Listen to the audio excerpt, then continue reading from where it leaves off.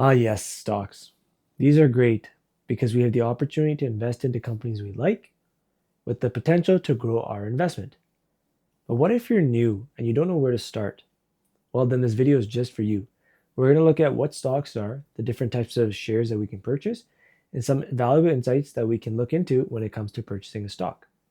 Let's start with the fundamentals though. What exactly is a stock? Stocks represent an ownership in a company and a claim on part of the assets and earnings of that company. And when you purchase a stock, you become a shareholder and own a fraction of that company. And a great way to look at this is through an example. Let's say I like the company Google. I have some money to invest, so I want to purchase the stock. And in doing so, I become a part shareholder of that company. Now, if the company rises in value, my investment can grow. But if the company pulls back and goes down, my investment can also come down as well. And that is one of the types of returns that I can receive when investing in a stock, being a capital gain when the stock rises or a capital loss when the stock falls. The other would be a dividend, and this is received through a portion of the company's profits. Now let's look at the two different types of shares we can own. The typical and most common are the common shares. And with these types of shares, we get voting rights, which allow you to vote on important company matters such as electing the board of directors. You also get access to dividends, again, paid to the shareholders, but these are not guaranteed because dividends themselves come from the company's profitability and the decision by the board. And finally, we have capital gains. As a common shareholder, if the stock rises, you also benefit from capital gains because your investment goes up. With preferred shares, on the other hand, we typically do not get voting rights. You do get a priority in dividends, however, and that dividends are received before common shareholders, and they're usually at a fixed rate. Preferred shares also have a hybrid characteristic on both the equity and debt side, making them a little bit less volatile than common shares. And then we have capital gains, which preferred shareholders can also benefit from, but the potential for growth is generally lower compared to those of common shareholders. But what about when placing a stock trade? And you must have seen this when you go in to buy or sell a security, such as a market order, a limit order, and a stop order. But what exactly are these, and how do they impact your ability to buy and sell a stock? Let's look at the market order first.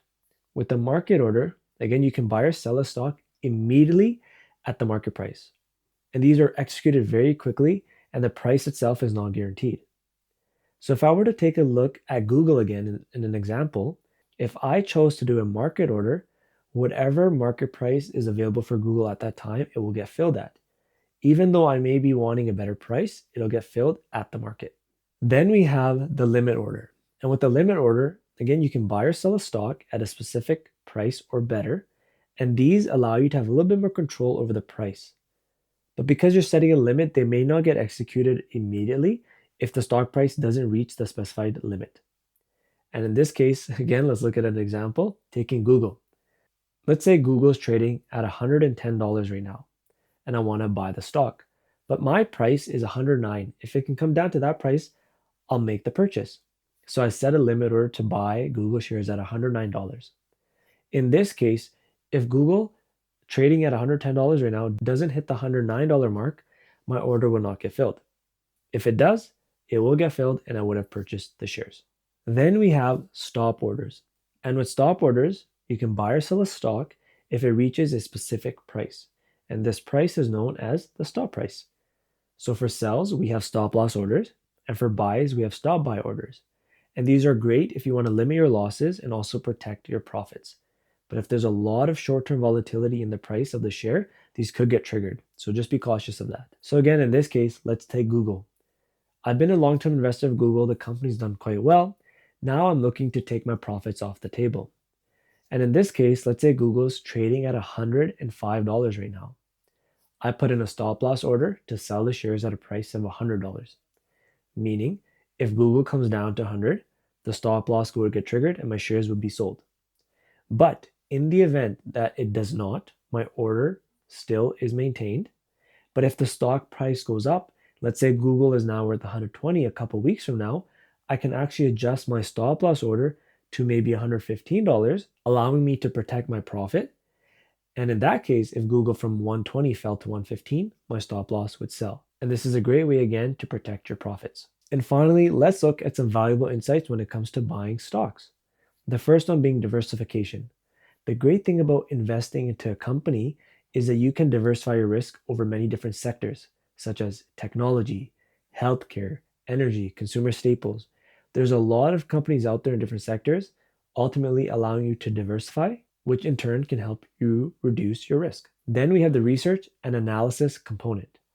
Before purchasing any stock, it's always best to conduct thorough research yourself to look at the company's financial statements, news, market trends to see is there anything that the company might benefit from in the future in terms of growth, or are there any obstacles that the company might face that might bring the stock down? And ultimately, what this allows you to do is it allows you to make an informed decision on the company you're going to be investing in.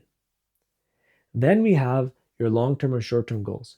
Now, if you're out there to make a quick buck, you also need to be comfortable with the higher risks involved with doing that. But on the long term side, your investments technically offer higher returns, but they do require a bit of patience. And if we look at the market since they opened, over the history in the long term, markets generally tend to go up. Despite market corrections, economic events, political factors, markets again tend to go up. And this brings us to emotional discipline. And this is very, very important because when things are bad and the markets are going down and stocks are going down, we often become impulsive and make reactive decisions. Now, these decisions may not be in our best interest because we're reacting emotionally. And when things are good, everybody's high fiving, cheering, clapping. We've made so much money in the markets, which is a great thing, but it's also important to remain disciplined at that time as well. So look at your investment plan and always assess yourself. And remember, emotional discipline is very important. And Warren Buffett said it best: be fearful when others are greedy, and be greedy when others are fearful. And finally, if you're new and you don't know where to start, or you've accumulated some wealth over the years, and again, this is the first time you're taking a dabble into the stock market and investing, you can always reach out to a financial professional that you trust who can guide you and provide you with solutions that can help you match and reach your goals. So that brings me to the end of this video. And as always, if you stuck around to the end, I do appreciate you. Thank you so much. It does mean a lot. And if you did find this video educational and informative, I also do kindly ask that you hit the like and subscribe button down below. I hope that I can make more of these educational videos for you. The great thing about this is when I went through school and came into adulthood, I never knew any of this stuff. I did know a little bit about investing because we talked about it in our household, but outside of that, when it came to finance and wealth, I knew nothing. And with that, having almost 10 years of experience now in the finance industry, I'm hoping that I can educate Canadians more on the fundamentals of finance in videos like these, but also bring in the personal aspect about my experience as well to further educate and guide Canadians to be informed about their finances. And ultimately, you've worked hard for your money and you deserve your money to work hard for you as well. And I hope that again, with these videos and the community that we build here, we can do that all together. So thanks again, and I'll see you guys on the next one. Take care.